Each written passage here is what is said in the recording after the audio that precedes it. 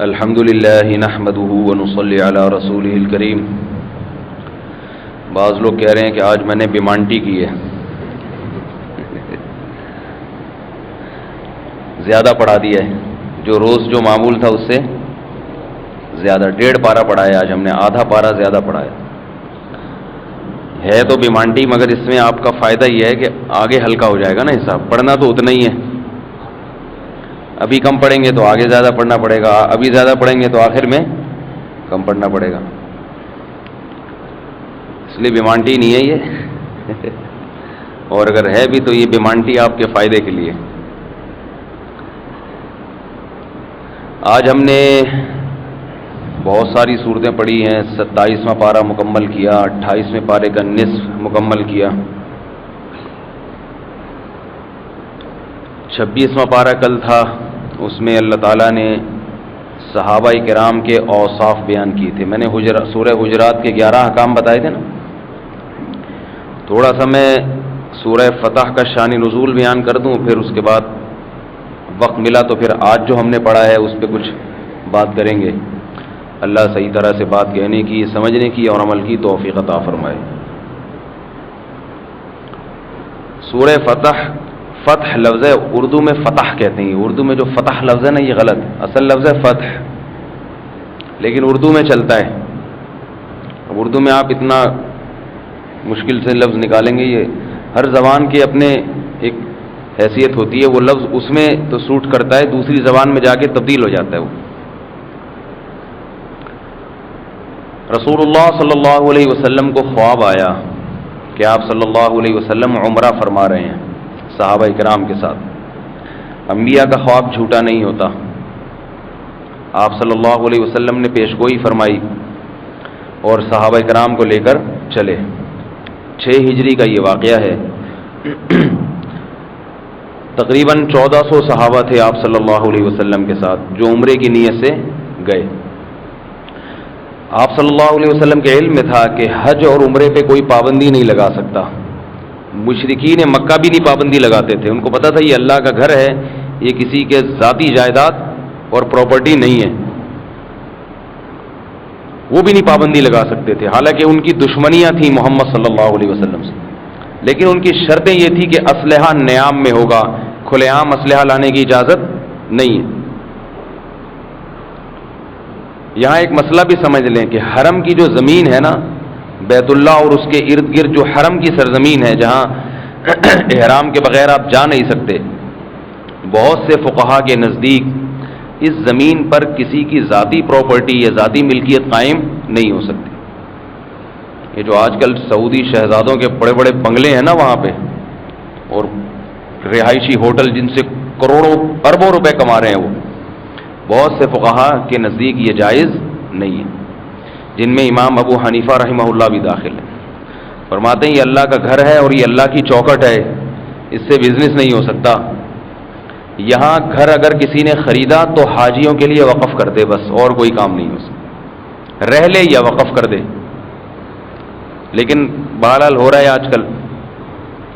البتہ یہ بھی ہے کہ بہت ساری مارکیٹیں وہاں پہ وقف ہیں حاجیوں کے لیے، جو حرم میں سب سے قریب بڑی مارکیٹ ہے، وہ ساری آمدن وہ بیت اللہ کی تعمیر میں ہی خرچ ہوتی ہے۔ تو آپ صلی اللہ علیہ وسلم جب حدیبیہ کے مقام پہ پہنچے، جب آپ یہاں سے جانتے ہیں نا جدہ سے، تو حدیبیہ کا مقام آتا ہے جانے سے پہلے، لیکن لوگوں کو پتہ نہیں ہوتا، حکومت نے سائن بورڈ بھی نہیں لگائے ہوئے، تو جن کو تاریخی کتابوں کا علم ہوتا ہے، نقشے دیکھے ہوئے ہیں، وہ بتاتے ہیں کہ یہ حدیبیہ ہے، یہاں نبی صلی اللہ علیہ وسلم نے حدیبیہ کا جو صلح حدیبیہ ہوئی تھی یہاں ہوئی تھی۔ مشرکین مکہ کو جب پتہ چلا تو انہوں نے آپ صلی اللہ علیہ وسلم کو آنے سے روک دیا، جو عرب کی روایات کے خلاف تھا، وہ ڈرتے تھے کہ کچھ ہو نہ جائے۔ دیکھو دھوکے باز نہیں تھے وہ یہ بھی کر سکتے تھے کہ سب کو بلا کے قتل کر دیں، لیکن وہ یہ جانتے تھے کہ حرم کی حدود میں یہ کام نہیں ہو سکتا، اور اس طرح معاہدے کی خلاف ورزی کر کے کسی کو بلا کے جان سے مارنا یہ صحیح نہیں ہے۔ منافقین میں اور مشرکین میں یہی فرق تھا۔ عرب کے جو مشرک تھے نا، مشرک تو تھے مگر معاہدوں کی خلاف ورزی کو برا سمجھتے تھے، وہ کر بھی دیتے تھے معاہدوں کی بعض دفعہ خلاف ورزی، مگر اس کو اچھا نہیں سمجھتے تھے۔ تو آپ صلی اللہ علیہ وسلم نے حضرت عثمان رضی اللہ تعالی عنہ کو مذاکرات کے لیے بھیجا کہ بھائی جاؤ ان کو جا کے بتاؤ کہ ہم لڑائی کے لیے نہیں آئے، صرف عمرہ کریں گے اور واپس آ جائیں گے۔ عجیب بات یہ ہے کہ افواہ یہ پھیلی کہ حضرت عثمان کو شہید کر دیا گیا۔ یہ افواہ تھی۔ کسی سفیر کو قتل کرنا، شہید کرنا، یہ بہت بڑا جرم ہے اور بہت بڑی توہین ہے۔ تو آپ صلی اللہ علیہ وسلم نے حدیبیہ کے مقام پر ایک درخت تھا، اس کے نیچے صحابہ کرام سے موت پر بیعت لی کہ ہم عثمان کا خون رائے گا نہیں جانے دیں۔ بہت کھلی نا انصافی ہے، ہمارے قاصد کو، سفیر کو شہید کر دیا۔ 1400 صحابہ نے آپ صلی اللہ علیہ وسلم کے ہاتھ پہ ہاتھ رکھے، بیعت کی کہ جب تک خون کا ایک قطرہ ہمارے جسم میں ہے اس وقت تک ہم لڑتے رہیں گے، جب تک شہید نہیں ہو جاتے لڑائی ختم نہیں ہو۔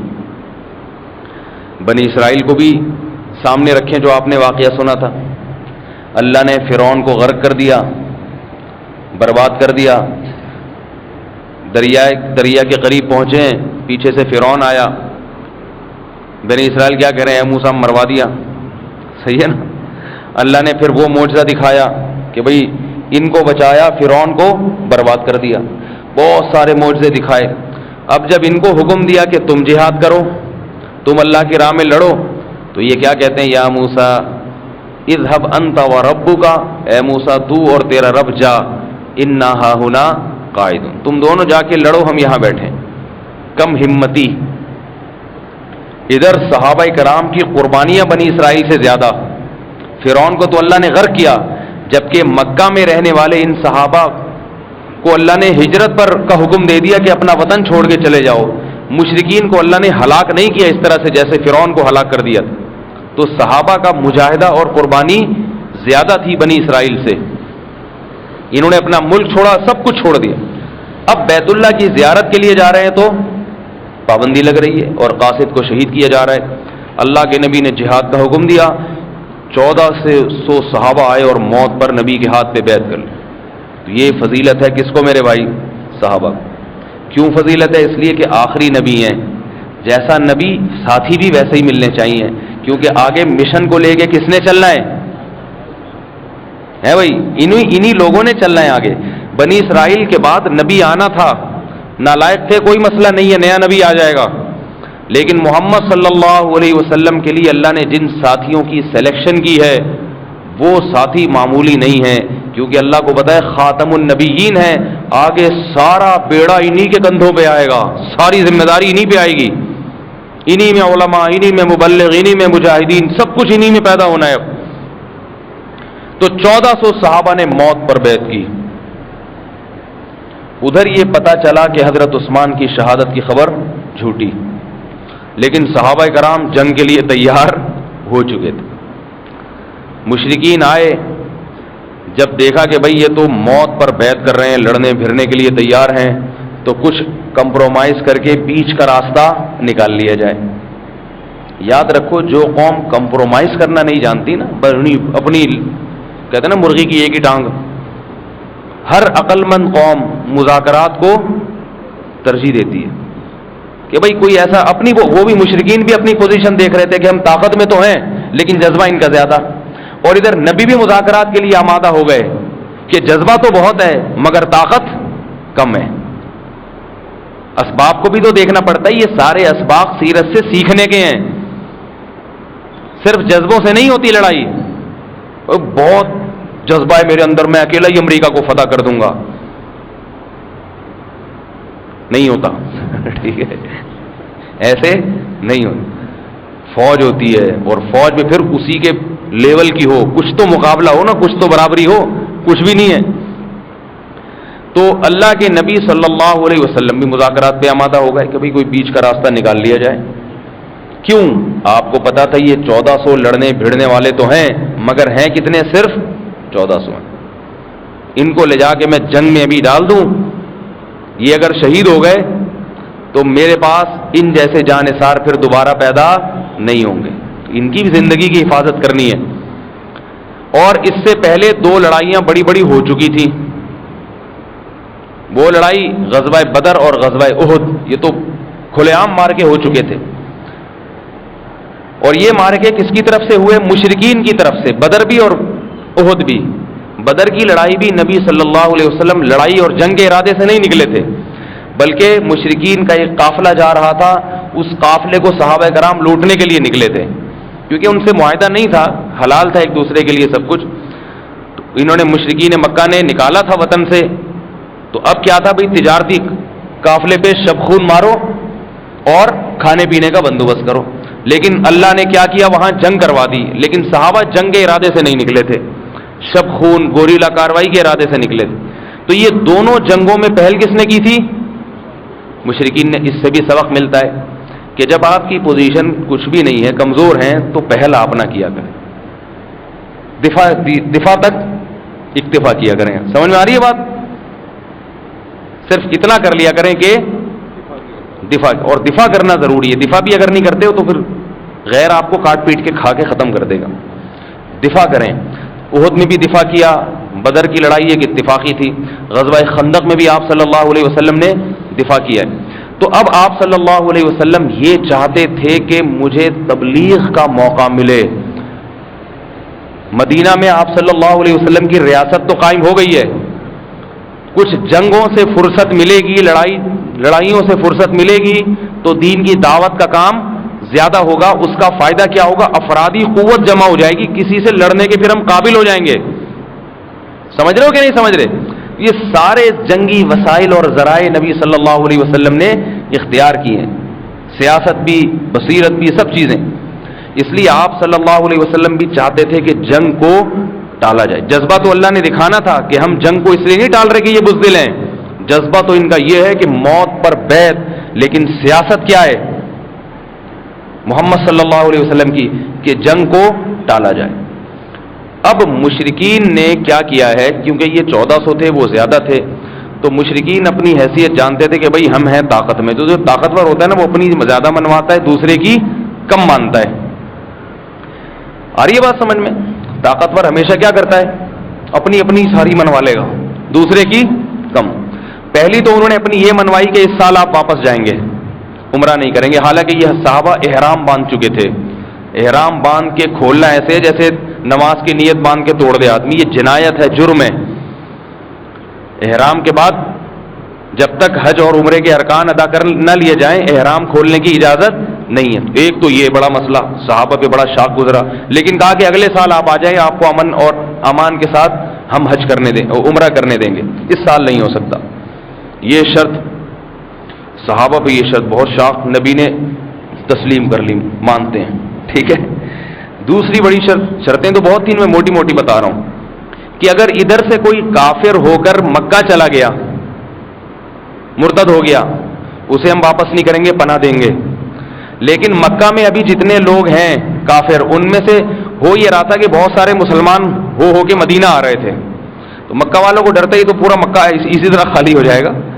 تو قانون یہ بنایا کہ ادھر سے کوئی مسلمان ہوگا، ادھر آیا محمد صلی اللہ علیہ وسلم کے پاس، تو نبی اس کو ہمارے پاس واپس بھیجیں گے، ہمارے حوالے کریں گے اس کو. یہ کتنی مشکل شرط ہے.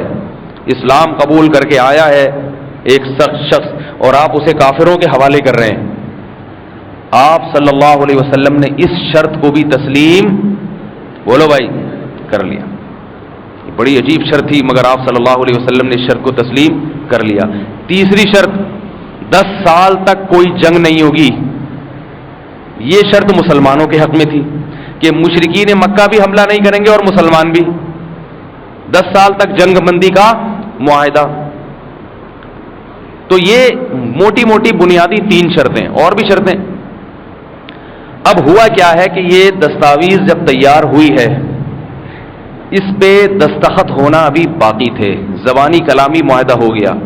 اتنے میں حضرت ابو جندل رضی اللہ تعالی عنہ اسلام قبول کر کے حدیبیہ کے مقام پہ صحابہ سے آ کے مل گئے. اچھا، اس میں ایک دلچسپ واقعہ یہ بھی ہے کہ آپ صلی اللہ علیہ وسلم نے معاہدے میں جو نام لکھنا من محمد عبد اللہ و رسولہ، یہ معاہدہ محمد کی طرف سے ہے جو اللہ کے بندے ہیں اور اس کے رسول، دونوں طرف نام لکھے جاتے ہیں نا. تو مشرکین نے کہا کہ اگر ہم آپ کو رسول مان لیں تو پھر جھگڑا کس بات کا؟ رسول کا لفظ کاٹیں.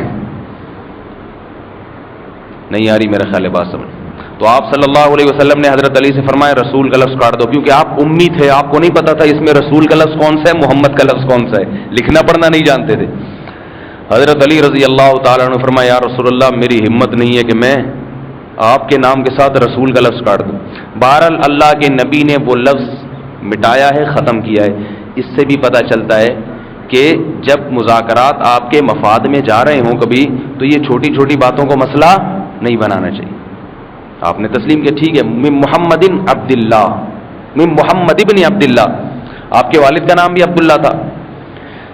یہ معاہدہ ہو گیا. اس پہ بھی اللہ نے اہل اسلام کی تعریف کی ہے کہ وہ جہالت کا مظاہرہ کر رہے تھے، تم نے جہالت کا مظاہرہ نہیں کیا، بلکہ ان کی اس بات کو نام ہی کا مسئلہ ہے نا، کوئی بات نہیں. تو یہ معاہدہ ہو گیا. ابھی دستخط نہیں ہوئے ہیں، حضرت ابو جندل رضی اللہ تعالیٰ عنہ اسلام قبول کر کے آئے.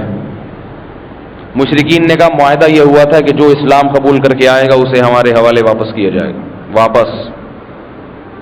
صحابہ نے کہا یا رسول اللہ ابھی اس پہ دستخط نہیں ہوئے ہیں، ابھی مہر نہیں لگی ہے، اسٹیمپ نہیں لگی ہے اس کے اوپر. آپ صلی اللہ علیہ وسلم کے ہاتھ میں ایک چاندی کی انگوٹھی ہوتی تھی، وہ مہر ہوتی تھی، وہ آپ صلی اللہ علیہ وسلم لگایا کرتے تھے. اسی لیے اسی سے علماء نے استدلال کیا کہ مرد کے لیے چاندی کی انگوٹھی جائز ہے، سونے کی حرام ہے، اور چاندی کے علاوہ کوئی اور انگوٹھی نہیں پہن سکتا. اور یہ انگوٹھی نیلے پیلے پتھر ہوتے ہیں نا، یہ نیلم کا پتھر، اور اس سے یہ ہو جائے گا، وہ کچھ بھی نہیں ہوگا، پتھراؤ ہوگا اور کچھ بھی نہیں ہوگا اس سے. سمجھ رہے ہو بات کو؟ ایک آدمی یہاں میں گیا ایک جگہ، وہ کہنے لگا ایک کیس آیا کہ وہ لڑکی کی شادی ہوئی تو وہ ناکام ہو گئی شادی. تو ایک وہاں روحانی پیشوا بیٹھا ہوا تھا، بہت بڑا الو. وہ کہنے لگا میں نے ان کو کہا تھا پتھر دیکھ کے کہ یہ میچ نہیں کرتا رشتہ، میں نے ان کو پہلے منع کیا تھا مگر انہوں نے میری بات نہیں مانی. دیکھو نا ہو گیا خراب. میں نے دل چاہا، میں نے کہا تو نہیں لیکن دل چاہا میں کہوں تو اپنا بتا کہ تیری بیوی سے بنتی ہے کہ نہیں بنتی. تو بھی پچھتا رہا ہوگا یار یہ میچنگ کی شادی نہیں ہوئی، حالانکہ تیرے تو سارے پتھر ملتے ہوں گے. یہ بہت بڑے بے غیرت ہوتے ہیں، بہت بڑے بے شرم ہوتے ہیں روحانی والے جتنے بھی ہیں الا ماشاء اللہ. تو آپ صلی اللہ علیہ وسلم نے حضرت ابو جندل کا حکم دیا کہ واپس، کیونکہ زبانی معاہدہ تو ہو چکا ہے نا. دستخط تو ایک ثبوت کے لیے ہوتا ہے کہ وقت پر کوئی مکر نہ جائے. اس سے نبی صلی اللہ علیہ وسلم کی سیرت کی پاکیزگی کا پتہ چلتا ہے. زبان کے پکے. آج مسلمانوں میں یہ چیزیں ختم ہو چکی. جھوٹ اتنا بولتا ہے مسلمان آج کا، فراڈ، جھوٹ، معاہدوں کی خلاف ورزی، اور جعلی پاسپورٹ، جعلی ویزے، جعلی ایجنٹ ہوگا جو آپ کو سعودی عرب بھجوا رہا ہے. وہ بتاتا ہوں نا میں، ایک آدمی قطر بھجوانا تھا اس کو کسی ایجنٹ نے بائے یہ سمندر کے ذریعے، بائی سی سمندر میں اس کو کشتی میں بٹھا کے گھما کے ادھر گوادر پہ اتار دیا. سمندر میں اندر جا کے پتہ نہیں چلتا نا کہ کون کدھر کو جا رہا ہے. وہ گھمایا گوادر پہ. بولا یہ بارڈر ہے قطر کا، نہیں عمان جانا تھا اس نے، یہ عمان کا بارڈر ہے، یہیں سے اندر چلے جانا. وہ ریگستان میں پھر رہا ہے یار، کہیں دیکھیں کوئی بندہ نظر آئے، اونٹ نظر آئے تو اس پہ پیچھے بیٹھ کے کہیں جاؤں میں. اتنے میں ایک دوسرا بندہ نظر آیا، اس سے جا کے پوچھتا ہے یار تمہیں پتہ ہے عمان کتنا دور ہے یہاں سے؟ کہتے ہیں پتہ نہیں، میں تو خود قطر میں گھوم رہا ہوں. مجھے تو پتہ نہیں عمان کتنا دور ہے، میں خود کہاں ہوں؟ قطر میں. اس کو قطر کا کہہ گیا. تو جھوٹ اتنا ہے، فراڈ اتنا ہے. انسان کی پہچان اس کی زبان ہے، زبان. اور یاد رکھو محمد صلی اللہ علیہ وسلم نے فرمایا کہ مسلمان سے چوری ہو سکتی ہے، جرم ہے لیکن کسی نہ کسی سے ہو سکتی ہے. جرم ہے زنا کرنا، لیکن کسی نہ کسی مسلمان سے زنا ہو جاتا ہے. ایسے اکا دکا واقعات ہو جاتے ہیں کبھی نہ کبھی، بے شک وہ پھر توبہ کر لے، سزا مل جائے اس کو، لیکن کبھی کبھی ہو جاتا ہے. لیکن فرمایا مسلمان سے جھوٹ صادر نہیں ہوتا، کیونکہ جھوٹ سے انسان کا دوغلا پن سامنے آتا ہے، اندر کچھ اور ہے باہر کچھ اور ہے. اس لیے جھوٹ نہ بولا کرو. رشتے لینے جاتے اس میں بھی جھوٹ بولتے ہیں وہاں بیٹھ.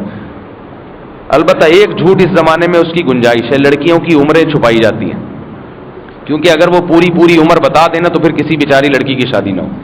اور یہ نالائق بھی ایسے ہوتے ہیں کہ یہ عمر پہ اتنا زیادہ وہ کرتے ہیں کہ گڑبڑ. تو اس لیے اس میں ٹوپی وہ بھی کرا دیا کرو، بول دیا کرو بھائی ہے ماشاءاللہ ابھی 17 سال کی ہونے والی ہے، دل میں نیت کر لو 17 دونی 36.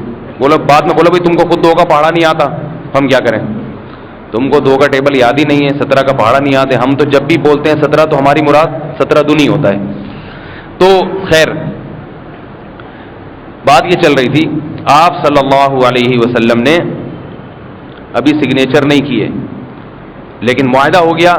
کیا دل ہوگا اپنے ساتھی کو جو اتنی دور سے ہجرت کر کے آیا ہے اور اس کو مشرکین کے حوالے پتہ نہیں اس کا بنے گا کیا، لیکن معاہدہ زبان کے پکے۔ تبھی تو حضرت ابو سفیان نے کہا تھا اسلام لانے سے پہلے، سے ہرقل نے پوچھا کہ بتاؤ جس شخص نے نبوت کا دعویٰ کیا ہے معاہدوں کی پاسداری کرتا ہے کہ نہیں کرتا؟ اس نے کہا وہ معاہدوں کا پکا ہے، جھوٹ نہیں بولتے۔ تو جب نتیجہ یہ نکلا، آپ صلی اللہ علیہ وسلم نے حضرت ابو جندل کو واپس کیا۔ حضرت ابو جندل بھی صحابی تھے، ہم اور آپ ہوتے ہم کہتے بھائی ہم تو ویسے ہی ٹھیک تھے، ہمیں تو اپنے پناہ دینے کے لیے تیار نہیں ہے، لیکن وہ پکے مومن تھے، وہ جانتے تھے کہ محمد صلی اللہ علیہ وسلم مجبور ہیں معاہدے کی وجہ سے۔ حضرت ابو جندل واپس گئے، مشرکین میں 2 آدمی آئے تھے تلوار لے کے ان کو گرفتار کرنے کے لیے، آپ صلی اللہ علیہ وسلم نے ان دونوں کے حوالے کر دیے، جاؤ بھائی۔ اب وہ دونوں حضرت ابو جندل کو لے کے جا رہے ہیں مکہ، نبی کی ذمہ داری تو پوری ہو گئی نا، حوالے کر دیا۔ حضرت ابو جندل سے تھوڑی کوئی معاہدہ ہوا ہے، ان کا معاہدہ تو نبی سے ہوا، نبی نے معاہدہ پورا کیا۔ حضرت ابو جندل کے دماغ میں ایک ترکیب آئی، انہوں نے کہا بھائی معاہدہ تو نبی سے ہوا، میرے سے تھوڑی ہوا ہے، میں بھاگ جاؤں کہیں بھی چلا جاؤں؟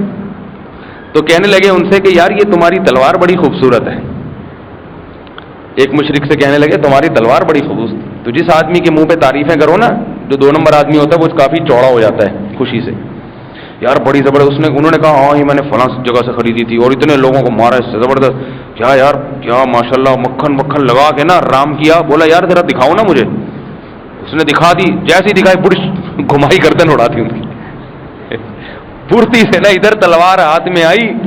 ان کو تو ویسے ہی اللہ کے لیے اسلام قبول کیا تھا، انہوں نے سوچا وار کر کے دیکھتے ہیں، کامیاب ہو گئے تو ٹھیک ہے، نہیں تو شہید ہوئیں گے نا، تو جنت ہی جانا ہے نا، تو کم کیا جنتی کے لیے تو سب کچھ ہو رہی ہے۔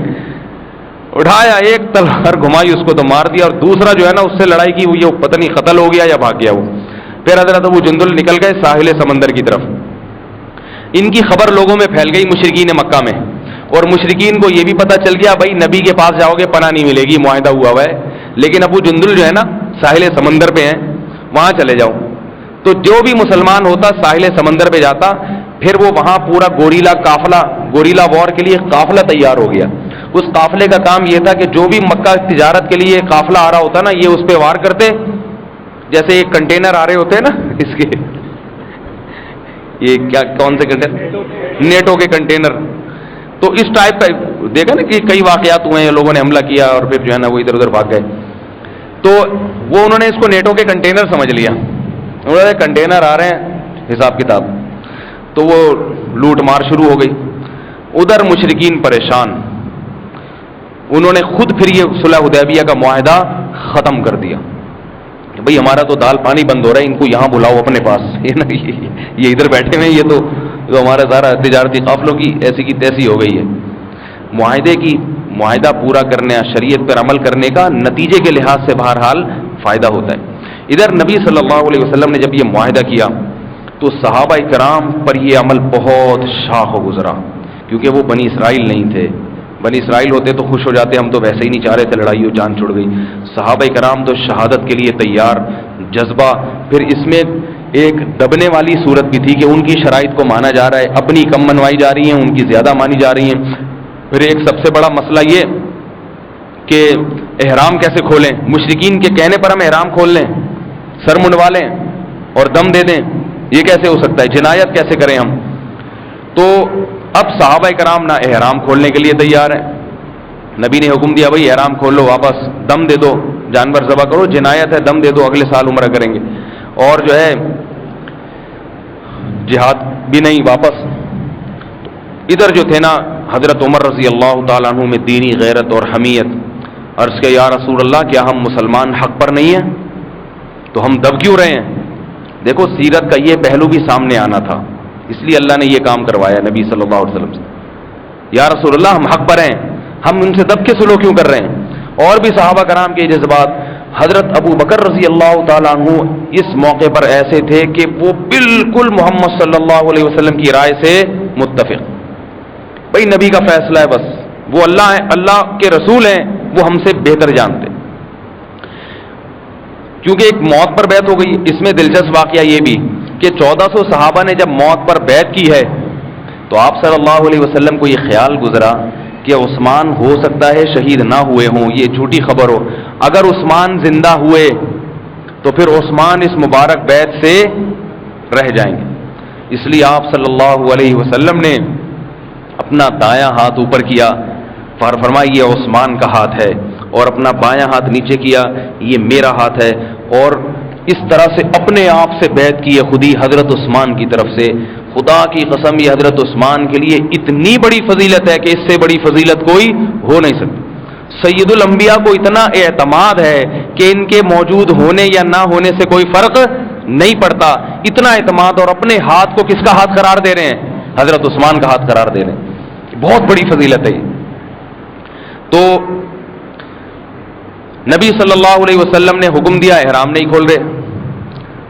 ادھر آپ صلی اللہ علیہ وسلم کی زوجہ نے حکم دیا یا رسول اللہ آپ سب کے سامنے سر مڑوائیں. جب ہی آپ کا عمل دیکھیں گے نا تو آہستہ آہستہ احرام کھولنا شروع، سر مڑوانا شروع. حضرت صفیہ رضی اللہ تعالیٰ عنہ تھی غالباً، جی ام سلمہ رضی اللہ تعالیٰ عنہ. اس سے علماء نے استدلال کیا کہ کبھی کبھار بیوی کے مشورے پر بھی عمل کر لینا چاہیے. ٹھیک ہے، بڑے بڑے صحابہ کے ذہن میں یہ مشورہ نہیں آیا، لیکن زوجہ نے کہا کہ یا رسول اللہ بات میں وہ اثر نہیں ہوتا جو عمل میں ہوتا ہے، آپ شروع کر دیں، چھوڑیں ان کو. کیونکہ صحابہ جو نبی کی مخالفت کوئی اس دین کی مخالفت کی وجہ سے نہیں، غیرت اور حمیت، بھئی کیسے کریں. تو آپ صلی اللہ علیہ وسلم نے اپنی زوجہ کے مشورے پر عمل کیا اور سب کے سامنے سر مڑوایا. جب منڈوایا تو ایک صحابی نے کہا چلو بھائی چھوڑو یار احرام سے باہر نکلو. سب ہوتے ہوتے سب نے سر منڈوایا اور جانور ذبح کیا، دم دیا. پھر اس سے یہ بھی پتہ چلتا ہے کہ عملی کوئی بھی مقتدی دینی رہبر جب کوئی سنت زندہ کرنا چاہتا ہے تو اس کو چاہیے کہ صرف زبانی کلامی پر اکتفا نہ کرے، عمل کر کے دکھائے. عمل کا اثر قول سے زیادہ ہوتا ہے. بات آ رہی ہے سمجھ میں؟ بولنے سے زیادہ کس چیز کا اثر ہوتا ہے؟ عمل کا. ماں باپ اپنے بچوں کی تربیت کرتے ہیں، سارا دن سمجھاتے ہیں نماز پڑھو، روزہ رکھو، زکات دو، حج کرو، نہیں کریں گے. آپ نماز پڑھنا شروع کر دو، بچہ خود ہی مصلی بچھا کے دیکھتا ہے نا. آپ بچے سے کہنا جاؤ جائے نماز لاؤ، نماز پڑھو، نہیں پڑھے گا. آپ شروع کر دیں، بچہ خود ہی آ جائے گا، کولے آسمان کی طرف سردے میں لے جائے گا، کبھی جمناسٹک کے کرتب دکھائے گا، اپنے احساس سے حساب کے وہ نماز شروع کر دے گا. بہرحال جن گھروں میں سب لوگ روزے رکھتے ہیں ان میں چھوٹے بچوں کو بھی خیال آتا ہے، کہتے ہیں ہمیں بھی جگانا، ہم بھی روزہ رکھیں گے. تو ماحول کا اثر ہوتا ہے، عمل کرو گے تو ماحول بنے گا. تو بہرحال آپ صلی اللہ علیہ وسلم نے جو ہے ذبح کیا جانور. اسی میں حضرت خالد ابن ولید رضی اللہ تعالی عنہ کو بھی آپ نے پیغام بھجوایا. وہ تو لڑائی کے لیے آئے ہوئے تھے، واپس جا رہے تھے. ان کو پیغام بھجوایا کہ خالد جیسا سمجھدار آدمی ابھی تک دین سے، اسلام سے دور ہے، اسلام اس کی سمجھ میں نہیں آتا، یہ بات ہماری سمجھ میں نہیں آتی. حضرت خالد کو جب یہ بات پتہ چلی کہ محمد صلی اللہ علیہ وسلم میرے بارے میں یہ کہہ رہے ہیں، میرے بارے میں کہ اتنا ذہین سمجھدار آدمی، اور ہے کس کے ساتھ؟ مشرکین. حضرت خالد فرماتے ہیں میرے دل پہ یہ بات تیر کی طرح اثر کیا اس بات نے، اور میرے دل میں اسلام سے محبت پیدا ہو گئی. سوچنے پر مجبور ہو گیا واقعی ان بتوں کے پیچھے جا رہا ہے اور ادھر محمد صلی اللہ علیہ وسلم کی تعلیمات، معاہدوں کی پابندی دیکھ تو. اگر جنگ ہو جاتی حضرت خالد ابن ولید سے، یا تو وہ قتل ہو جاتے یا مسلمانوں کو قتل کر دیتے. تو ہر جگہ جنگ مفید نہیں ہوتی، یہ بتانا مقصد ہے. حضرت خالد ابن، کیونکہ جو طاقتور غیرت والا آدمی ہے نا، اس کو تلوار سے زیر کرنا مشکل ہوتا ہے، اس کو کسی اور طریقے سے لائیں تو آ جائے گا. حضرت خالد ابن ولید سے لڑائیاں ہوتی نہیں ہوتے زیر، وہی کیسے تلوار کی طاقت سے کیسے. لیکن نبی نے جب یہ بات کہی اور یہ بھی فرمایا کہ خالد سے کہو اگر وہ اسلام قبول کر لیتا ہے اسے ہمارے پاس عزت ملے گی. عزت، پچھلی باتیں ساری بھلا دی. احد میں اس نے کیا نقصان پہنچایا، بدر میں کیا، نہ عزت، عہدہ بھی ملے گا، عزت بھی ملے گی. حضرت خالد ابن ولید آئے اور اسلام قبول کر لیا. اور اس کے بعد سے پھر مسلمانوں کی صفوں میں مل کے لڑتے. کچھ وقت کے بعد غزوہ موتا ہوا ہے، اس میں نبی صلی اللہ علیہ وسلم نے 3 افراد کو کمانڈر بنایا، تینوں شہید ہو گئے. آپ نے بطور معجزہ صحابہ کو فرمایا قد اخذ الرایۃ سیف من سیوف اللہ، اب جھنڈا اللہ کی تلواروں میں سے ایک تلوار نے ہاتھ میں لے لیا. چند ہزار 3,000 صحابہ تھے، تقریباً 3 لاکھ کے لشکر سے ان کی لڑائی تھی. تو حضرت خالد ابن ولید فرماتے ہیں رومیوں سے، یہ جو انگریز ہیں نا یہ ان کے باپ دادا سے لڑائی تھی. تو فرماتے ہیں حضرت خالد ابن ولید میں نے صبح سے لے کے رات تک تلوار چلائی ہے اور میرے ہاتھ میں 9 تلواریں ٹوٹی ہیں، لوہے کی تلواریں، 9 تلواریں. کیسے کمانڈر تھے بھائی، کیا ٹریننگ تھی، کیا جسمانی طاقت تھی اور کیا تلوار چلانے کا ہنر تھا. 9 تلواریں ٹوٹی ہیں جس سے رومیوں کا لشکر اکھڑ گیا اور واپس بھاگنے پر مجبور ہو گیا، ورنہ 3 بڑے بڑے کمانڈر اس میں شہید ہو گئے تھے اس لڑائی میں. عبیدہ ابن جراح رضی اللہ تعالیٰ عنہ نبی صلی اللہ علیہ وسلم کے منہ بولے سب سے چہیتے، جن کو حب رسول کہا جاتا تھا. حب کا مطلب ہوتا ہے سب سے محبوب ترین. کہا جاتا تھا مدینہ میں نبی کے سب سے لاڈلے کون ہیں؟ زید ابن حارثہ. وہ زید ابن حارثہ بھی اس لڑائی میں شہید ہو گئے. اور نبی کے جگری دوست اور نبی کے سب سے قریبی چچا زاد بھائی حضرت جعفر طیار بڑے خوبصورت جوان تھے اور بڑے بہادر تھے. غزوہ بدر میں یہ بھی انہوں نے بڑی بہادری دکھائی تھی. تو اتنے قیمتی ساتھی بھی اس غزوہ موتا میں شہید ہو گئے. جی عبداللہ ابن رواحہ سے، عبیدہ ابن جراح نہیں، عبداللہ ابن رواحہ رضی اللہ تعالیٰ عنہ، تو یہ بھی شہید ہو گئے. اس میں تینوں بڑے بڑے صحابی شہید ہو گئے. تو اور آپ صلی اللہ علیہ وسلم کی آنکھوں سے مدینہ میں آنسو جا رہی ہیں، رو رہے ہیں آپ صلی اللہ علیہ وسلم اور صحابہ کو اطلاع دے رہے ہیں کہ شہید ہو گئے. اور فرمایا اخذ الرایۃ سیف من سیوف اللہ، اب اللہ کی تلواروں میں سے ایک تلوار نے اپنے ہاتھ میں تلوار لے لی ہے، جھنڈا لے لیا. اس میں اشارہ کر دیا کہ یہ اللہ کی تلوار ہے، انہیں کوئی نہیں توڑ سکتا.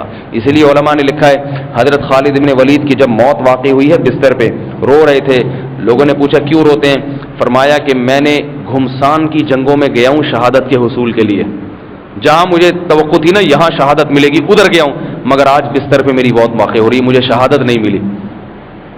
حضرت خالد کو تو حکمت معلوم نہیں تھی کہ کیوں نہیں ملی. بعد میں علماء نے حکمت بیان کی ہے کہ جس کو اللہ کے نبی نے اللہ کی تلوار کہہ دیا ہو تو اللہ کی تلوار کو کوئی کافر نہیں توڑ سکتا. اگر وہ شہید ہو جاتے اس کا مطلب اللہ کی تلوار کافروں کے ہاتھوں ٹوٹی ہے، یہ نہیں ہو سکتا. اللہ نے ان کی نیت کی بنیاد پر شہادت کا مرتبہ تو ان کو ایسے ہی دے دیا ہوگا. تو صلح حدیبیہ ہوئی، پھر آپ صلی اللہ علیہ وسلم واپس تشریف لائے. پھر بنو قریظہ سے لڑائی ہوئی، یہودیوں کے قلعے تھے، انہوں نے فراڈ کیا تھا، دھوکے بازی کی تھی. ادھر مسلمانوں سے معاہدہ کیا ہوا تھا ہم کسی کا ساتھ نہیں دیں گے، ادھر سے ساتھ بھی دے رہے ہیں، ادھر سے مال غنیمت ہاتھ آیا. حضرت صفیہ رضی اللہ تعالی عنہ سے آپ کا نکاح ہوا. یہ سارے پھر تاریخی واقعات ہیں لمبے. تو اس میں اب ہوا یہ ہے کہ پھر اللہ کی طرف سے آیات نازل ہوئیں. لقد رضی اللہ عن المؤمنین اذ یبایعونک تحت الشجرہ. اللہ نے صحابہ کے فضائل بیان کیے، تاریخ بیان کی. فرمایا تحقیق اللہ راضی ہو گیا ان مومنین سے جو درخت کے نیچے آپ کے ہاتھ پر بیعت کر رہے تھے. اور پھر قرآن مجید میں سورہ فتح کے آخر میں اللہ نے فرمایا اور یہ بھی بتا دیا کہ یہ آپ کے لیے فتح ہے، یہ صلح حدیبیہ شکست نہیں ہے بلکہ کیا ہے، اس کی برکات حاصل ہوں گی. معاہدہ تو تھوڑے دنوں میں ٹوٹ گیا، 3 سے 4 سال کے بچوں کے جنگ بندی کا معاہدہ ٹوٹ گیا. ادھر نبی صلی اللہ علیہ وسلم کو تبلیغ کا بہت موقع ملا، جنگ ختم ہو گئی تھی. آپ نے بادشاہوں کے نام بھی خطوط بھیجے، نجاشی کے نام بھی، اور ادھر ادھر بادشاہوں کے نام خطوط بھیجے. نجاشی کا تو پہلے واقعہ ہوا تھا. تو بہت سارے بادشاہوں کے نام خطوط بھیجے اور بہت سارے وفود آئے، اسلام میں داخل ہوتے گئے. یہ 4 سال کے عرصے میں 1400 صحابہ سے 10,000 ہو گئے. کتنے ہو گئے؟ 1400 سے 10,000. معاہدہ جنگ بندی کا ختم ہو چکا تھا. تو 10,000 کا لشکر لے کر آپ صلی اللہ علیہ وسلم نے پھر مکہ پر حملہ کیا ہے اور مکہ بغیر جنگ کے فتح ہو گیا. سمجھ رہے ہیں؟ کیونکہ مشرکین نے اتنا بڑا لشکر دیکھا، انہوں نے کہا لیکن یہ آپ صلی اللہ علیہ وسلم کے اخلاق تھے کہ جب مکہ بغیر جنگ کے فتح ہوا، آپ مکہ میں داخل ہوئے، آپ صلی اللہ علیہ وسلم نے کسی مشرک سے انتقام نہیں لیا سوائے چند لوگوں کے جو بہت ہی بدبخت تھے، اور حکم دیا. اور ابو سفیان جو سردار تھے جنہوں نے اسلام کو نقصان پہنچایا، لیکن آپ نے ان کے کافر ہونے کے باوجود ان کو عزت دی، سرداروں کو عزت دی ہے نبی نے۔ اس میں پتہ چلتا ہے کہ جب آپ کی غیر مسلموں سے لڑائی ہو تو ان کے قوم کے شرفاء اور عزت دار لوگوں کو عزت دیں، کیونکہ عزت دار آدمی عزت دینے سے رام ہوتا ہے۔ بات آ رہی ہے سمجھ میں کہ نہیں آ رہی؟ عزت دار آدمی کو عزت دیں گے تو وہ اس کی سمجھ میں بات آئے گی۔ ابو سفیان نبی کے چچا کافر ہیں، آپ نے فرمایا کہ جو ابو سفیان کے گھر میں پناہ لے گا اسے قتل نہیں کیا جائے۔ بالآخر پھر ابو سفیان بھی اسلام قبول کرتے ہیں، مسلمان ہو جاتے ہیں۔ اور پھر ابو سفیان کے بیٹے اکرمہ، انہوں نے کہا کہ میں اسلام قبول نہیں کرتا، میں نکل جاؤں گا مکہ سے۔ بہت سارے مشرکین جو ہے نا مکہ وہ نکل گئے، کہا ہم اسلام قبول نہیں کرتے، ابھی تک ہم لڑتے رہے کیسے اسلام قبول کریں۔ وہ نکلے حضرت اکرمہ سمندر میں بیٹھ کے نا کسی دوسرے ملک کی طرف فرار ہو رہے تھے، راستے میں سمندر کی موجوں نے گھیر لیا، طوفان آنے لگا اور بھنور میں آ گئے۔ پہلے اپنے بتوں کو پکارا، اس کے بعد کسی نے کہا کہ اس خدا کو پکارنے کے سوا کوئی مدد نہیں کر سکتا جس اللہ نے تمہیں پیدا کیا ہے، یہ بت کچھ نہیں کریں گے۔ پھر انہوں نے اللہ کو پکارا اور اللہ سے معاہدہ کیا، اللہ اگر تو نے مجھے اس بھنور سے بچا لیا تو میں ساری زندگی صرف تیری عبادت کروں گا، ان بتوں کی عبادت چھوڑ دوں گا۔ اللہ کی قدرت کے وہ بھنور تھم گیا اور طوفان تھم گیا، معاہدے کے پکے تھے، عرب تھے نا، فوراً واپس آئے ہیں اور محمد صلی اللہ علیہ وسلم کے ہاتھ پر اسلام قبول کر لی۔ اور ایک ہم لوگ ہیں، وہ ایک آدمی دریا میں ڈوب رہا تھا، دریا میں ڈوب رہا تھا، ڈوبتے ڈوبتے منت مانی اس نے۔ ویسے تو کسی غریب کو نا کبھی ایک دال کا دانہ بھی نہیں کھلایا تھا اس نے، ایسا کنجوس، لیکن ڈوب رہا ہے تو کسی نے کہا کہ بھائی تو نے کبھی کسی غریب کو کھلایا نہیں، اب منت مان لے کہ اللہ تو نے مجھے بچا لیا تو غریب کو میں دیکھ کھلاؤں گا، ہے بھائی؟ تو اس نے منت مانی ہے، اللہ تو نے مجھے اس دریا سے اگر نکال لیا نا تو غریب کو ایک چاول کی دیکھ کھلاؤں گا۔ ایک دم ایک لہر آئی اس کو باہر، جیسے ہی باہر نکلا کہتے کیڑی دیکھ کون سی دیکھ، دوسری لہر آئی واپس اندر، کہہ رہا میں بھائی پوچھ رہا تھا کہ بریانی کی یا زردے کی، فوراً بیان، 2 دفعہ بیان بدلا ہے۔ دریا میں ڈوب رہا ہے، لوگوں نے کہا منت مان لے، اس نے کہا اے اللہ باہر نکالا نا غریب کو چاول کی دیکھ کھلاؤں گا، لہر آئی فوراً باہر، فوراً مکر گئے، بولے کیڑی دیکھ، کون سی دیکھ بھائی، دوسری لہر واپس اندر، کہہ رہا میں پوچھ رہا تھا کہ میٹھے چاول کی یا نمکین چاول کی، سمجھتے بھی نہیں ہیں لوگ بات کو۔ وہ ایسا ہی ہے جیسے لوگ دعائیں مانگتے رہتے ہیں نا، ایک آدمی بیٹھا ہوا درخت کی، ایک آدمی روزانہ اللہ سے موت مانگتا تھا، اللہ میں زندگی بڑی ٹینشن میں، جیسے ہوتا ہے نا بعض لوگ کہتے ہیں یار اس زندگی سے تو موت ہی اچھی ہے، ان سے کہو ٹھیک ہے پھر مر جاؤ، لیکن بس منہ سے بولتے رہتے ہیں یار موت ہی ہے، مری میں پیدا ہی نہ ہوتا تو اچھا تھا۔ تو وہ روزانہ یہی مانگتے رہتے ہیں اللہ یہ تو نے مجھے اتنی ٹینشن والی زندگی دی ہے، غربت پریشانی، اس سے تو موت ہی اچھی ہے، مجھے اٹھا ہی لے تو۔ ایک دن درخت کے نیچے بیٹھا ہوا اس قسم کی باتیں کر رہا تھا، کسی کو شرارت سوچی، درخت پہ چڑھ کے چپکے سے ایک رسہ پھینکا اس نے پھندا بنا کے، اب یہ دعا مانگ رہا ہے اللہ اس ٹینشن والی زندگی سے مر جاتا تو اچھا تھا، کسی خوش تو رکھا نہیں ہے تو نے، ناشکری کی باتیں کر رہے۔ اوپر سے پھندا آ کے لٹک گیا سامنے، وہ بندہ بیٹھا ہوا ہے اوپر، پھندا دیکھ کے نا یہ دعا مانگ رہا ہے، بولے یہ کیا ہے بھائی، یا اللہ یہ کیا ہے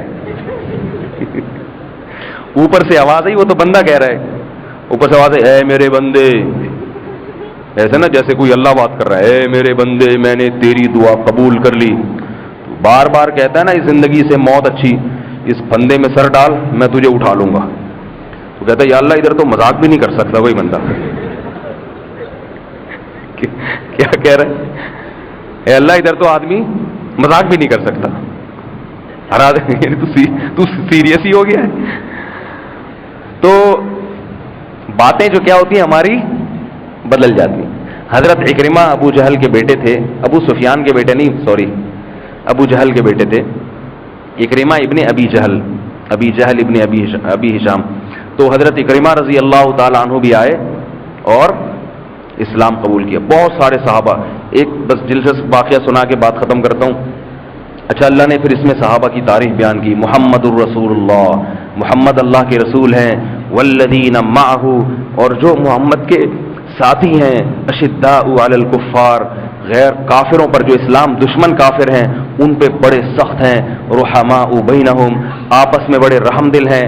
یہ تو ان کی شہ سواری کی اللہ نے شان بیان کی کہ گھوڑوں پہ سوار ہو کے کیسے اللہ کی راہ میں لڑنے والے ہیں، اور ان کی معاشرت اللہ نے بتائی، رحماء بینہم، کہ دوسرے کو اپنے اوپر ترجیح دیتے ہیں، خدمت کا جذبہ یہ ہے، اور اللہ کے حقوق کیسے ادا ہو رہے ہیں، کیا خوبصورت انداز ہے، خدا کی قسم۔ فرمایا تراہم رکعن سجدا یبتغون فضلا من اللہ ورضوانا، اے مخاطب تو جب بھی ان کو دیکھے گا نا، فارغ نہیں دیکھے گا، کبھی رکوع میں کبھی سجدے میں، اور ایسی نماز پڑھتے ہیں۔ یہ تو ان کی ظاہری حالت بتائی نا رکوع اور سجدے کی، دل کی کیفیات تو نہیں دیکھے گا، وہ میں بتاتا ہوں تجھے، یبتغون فضلا من اللہ ورضوانا، اپنے رب کے فضل اور اس کی رضا کو تلاش کر رہے ہوتے ہیں۔ یعنی ان کی نماز میں کوئی کھوٹ نہیں ہے، کوئی ریاکاری نہیں ہے، کوئی دکھلاوا نہیں ہے، خالصتاً خدا کو راضی کرنے کے لیے ان کے سجدے اور ان کی نمازیں، سیماہم فی وجوہہم من اثر السجود، ایسے تہجد میں رونے والے اور ایسے اللہ کے سامنے سجدے اور رکوع کرنے والے کہ ان کے رکوع اور سجدے کے آثار ان کے چہروں سے جھلکتے ہیں۔ ان کا چہرہ دیکھ کر کوئی یہ نہیں کہہ سکتا کہ یہ کسی منافق کا چہرہ ہے یا کسی گناہگار یا شرابی زانی کا چہرہ ہے۔ چہروں پہ نور اور چہروں پر خشوع و خضوع کی کیفیات، سجدے اور رکوع کے آثار ان کے چہروں سے جھلک رہے ہیں۔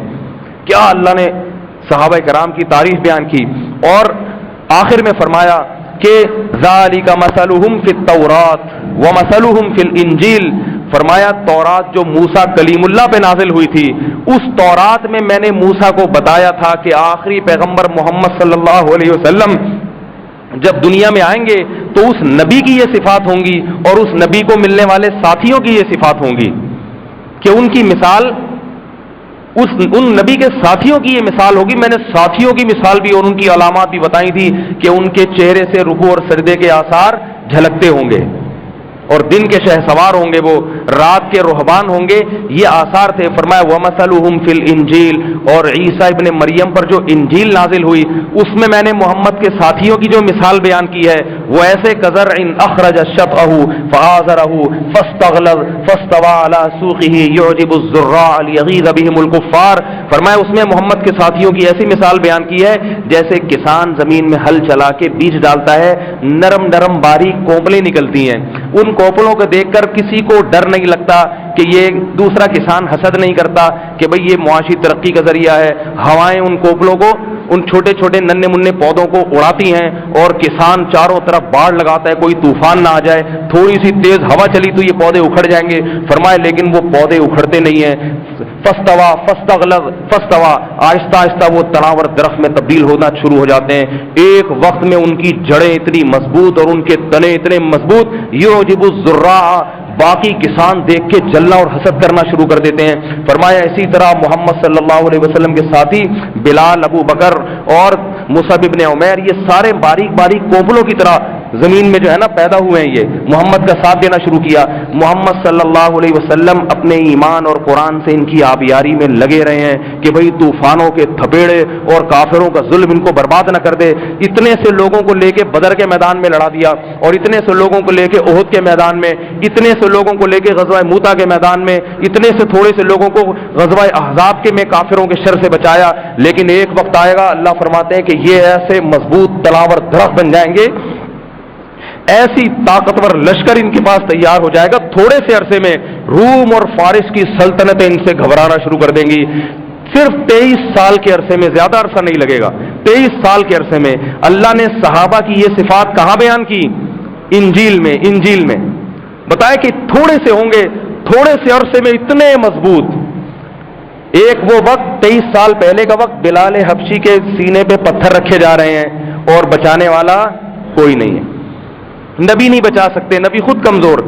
23 سال میں یہ وقت آیا کہ فارس سے لڑائی تھی، فارس سے بادشاہ بہت طاقتور، اس نے کہا کہ بھائی یہ جو خالد ابن ولید ہے نا مسلمانوں کا کمانڈر، اس سے لڑنا ہمارے بس میں نہیں ہے، مذاکرات کی میز پہ آؤ، ٹھیک ہے نا۔ تو خالد ابن ولید سے اس نے مذاکرات کیے، اس نے بولا بتاؤ تمہیں کیا چاہیے، کتنا پیسہ چاہیے، ہم دینے کے لیے تیار ہیں۔ خالد ابن ولید نہیں، فارس نہیں، رومی تھے، خالد ابن ولید رضی اللہ عنہ فرمایا ہمیں رومیوں کا خون چاہیے۔ کیا چاہیے؟ ہم نے سنا ہے رومیوں کا خون بہت لذیذ ہوتا ہے۔ آئی بات سمجھ؟ یہ حالت کس کی تھی؟ صحابہ کرام۔ تھوڑے عرصے میں اللہ فرماتے ہیں وعد اللہ الذین آمنوا وعملوا الصالحات منہم مغفرۃ واجرا عظیما، ان اہل ایمان اور اعمال صالحہ والوں سے یہ تو دنیا میں دکھایا اللہ نے، آخرت میں اللہ نے ان کے لیے اجر عظیم کا وعدہ کیا ہوا۔ یہ تھے میرے بھائی صحابہ کرام جن سے عقیدت اور محبت واجب ہے ہمارے اوپر۔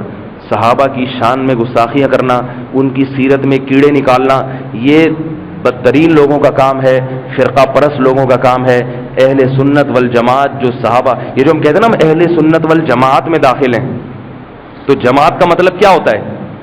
صحابہ کی جماعت۔ کوئی ایسی بات نہ کرو جو اجماع صحابہ کے خلاف۔ بہت ساری مسئلے ایسے ہیں جو صحابہ 20 رکعت تراویح صحابہ پڑھا کرتے تھے، آپ کہتے ہیں حدیث میں 8 آتی ہے، تو یہ کیا بدعتی تھے؟ ہے بھائی؟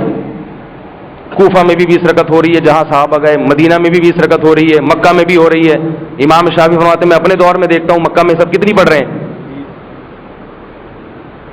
کوئی ایک صحابی ایسا نہیں ہے جو 3 طلاقوں کو ایک کہتا ہو، تمام صحابہ کا یہی مذہب ہے۔ حضرت عمر نے جب فیصلہ کیا نا تو سب نے تسلیم کیا، آپ ایک 1.5 اینٹ کی الگ مسجد بنا رہے ہو۔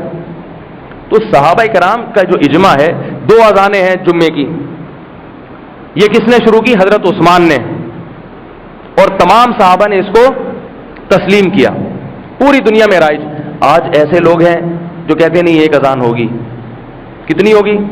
اور دلیل کیا دیتے ہیں؟ نبی کے دور میں جمعے کی 1 اذان ہوتی تھی۔ بھائی نبی کے دور میں ہوتی تھی، لیکن تمام صحابہ نے جب 2 اذانیں شروع کر دی تو آخر ان صحابہ کی بھی تو کوئی حیثیت اور ویلیو ہے، ان سب کو بدعتی قرار دے دینا۔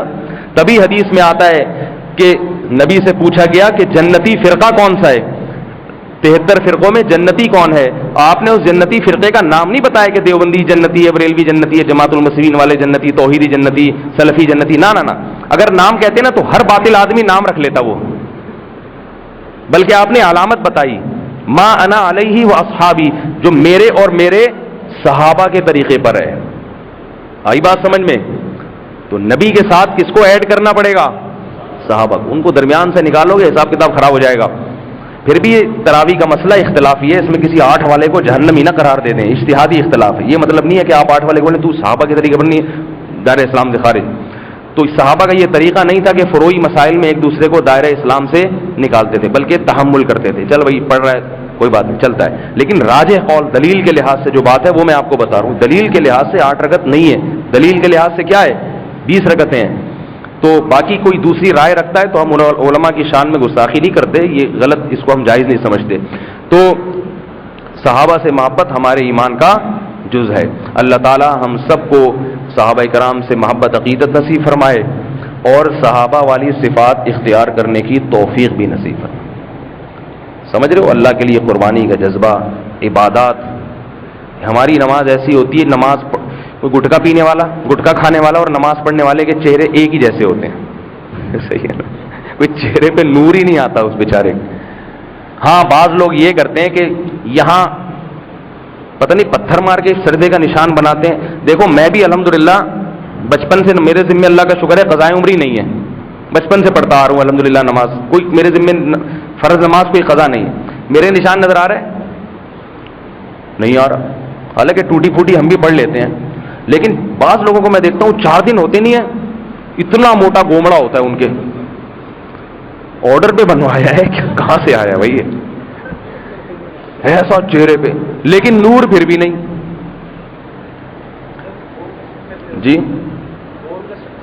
ہاں بعض لوگوں کا ویسے ہوتا بھی ہے کہ بون کا جو اسٹرکچر ہے یا کھال اس طرح کی ہوتی ہے ان پہ نشان جلدی بن جاتا ہے، اس سے بدگمان ہونا جائز نہیں ہے، لیکن یہ میں اس لیے بتا رہا ہوں کہ بعض لوگ باقاعدہ آرڈر پہ یہ کرتے ہیں، یہ آرڈر پہ بھی کام ہوتا ہے، کالا نشان بنوایا جاتا ہے یہ تاکہ ہم روحانی نظر آئیں، پھر پھونکے لوگ مروائیں آ کے ہم، یہ فراڈ بھی ہو رہے ہیں۔ تو دعا کرو اللہ ہمیں ایسی نمازوں کی اور ایسی عبادت کی توفیق عطا فرمائے کہ چہرے پہ خشوع و خضوع کے آثار ظاہر ہو جائیں۔